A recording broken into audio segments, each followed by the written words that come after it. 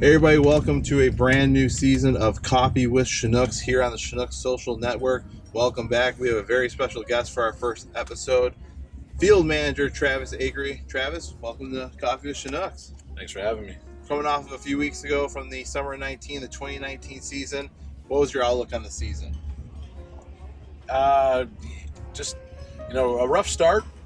I thought we put together a really solid roster, and then once we got closer to season, we had a couple guys with some draft interest and, some shutdowns and stuff like that. So it was kind of a rough start trying to piece together some guys and blend. But, the second half, I thought we were ultra competitive, very offensive, grew there.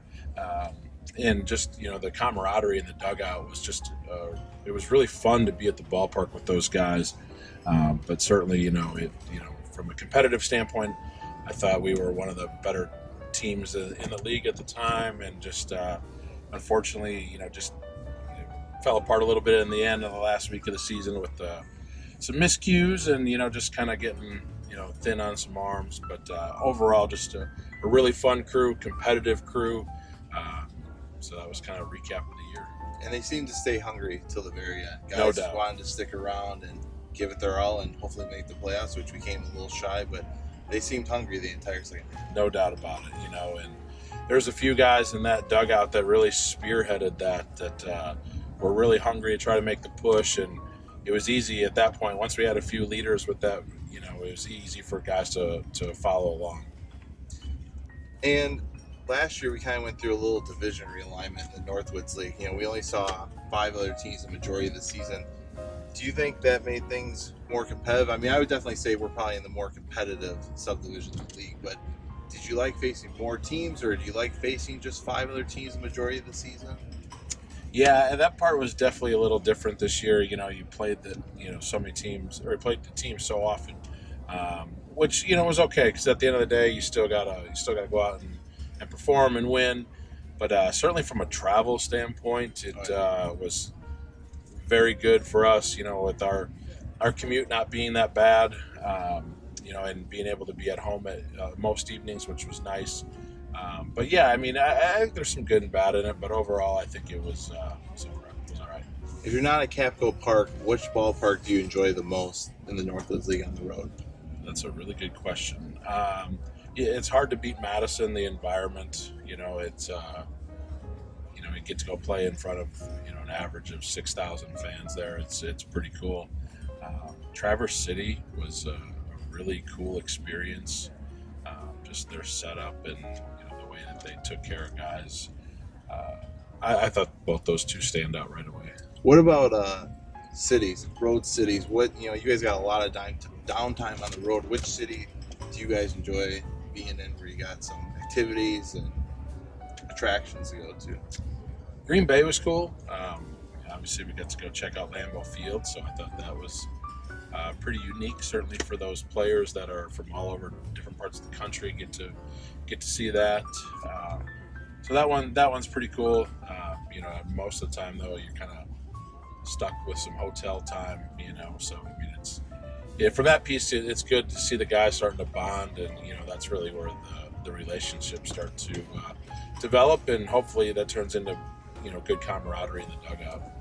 You mentioned Lambeau Field. I'm guessing, being from Minnesota, you are a Vikings fan.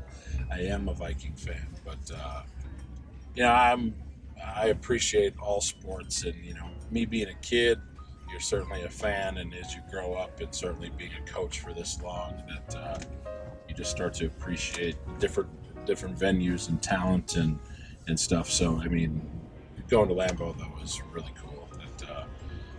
That's just, there's so much tradition, and the people that support the Packers in the state, it's pretty cool.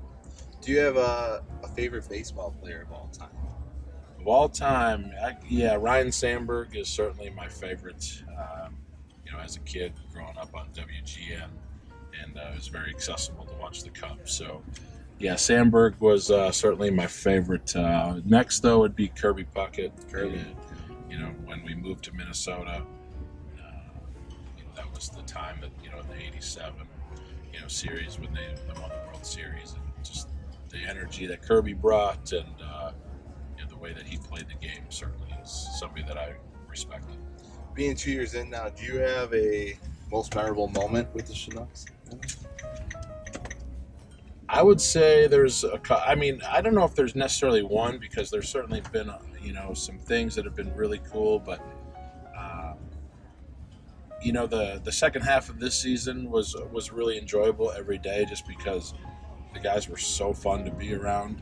I thought that was one. I thought the Mac Fun softball game was really cool, just to see the support that it brought that day. Obviously having Robin and Molitor and Ganner there was really cool, but I just thought that the energy in the ballpark that day was really cool. It's just cool to look up and see the stands were filled, and the people that had such appreciation for those three, but just ultimately for an incredible cause, and to see the money that they raised was really cool.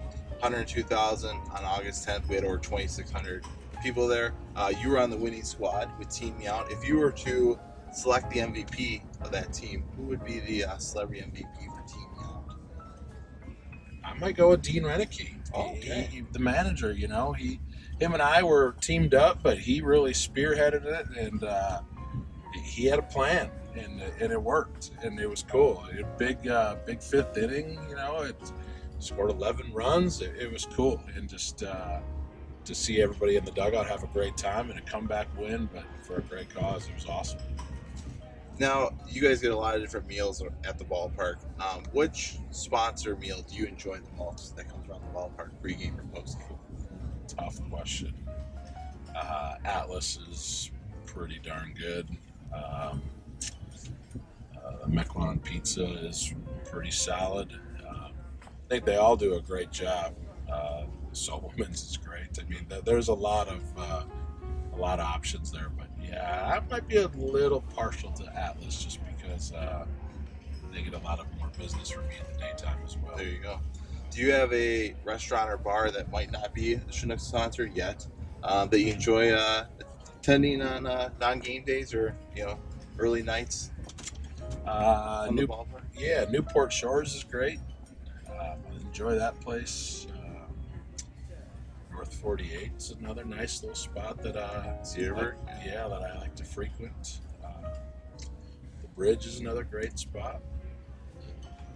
Yeah, and Island House is certainly close to the ballpark, so I like to spend some time with those guys as well. Well, we appreciate all the hard work this summer. We enjoyed watching you manage, and the players giving it their all. It was a really exciting end of the first half and second half was awesome here at Capitol Park, and we were in it till the very end, and we hope you had a fun time this summer during the summer of 19. Yeah, it was great. Appreciate you guys having me back again, and let's hopefully make year 3 even better one. There we go. You will see Travis Akre out here at Capitol Park in 2020. Thanks for joining us on Coffee with Chinooks, and we will see you right back here next week on the next edition of Coffee with Chinooks on the Chinooks Social Network.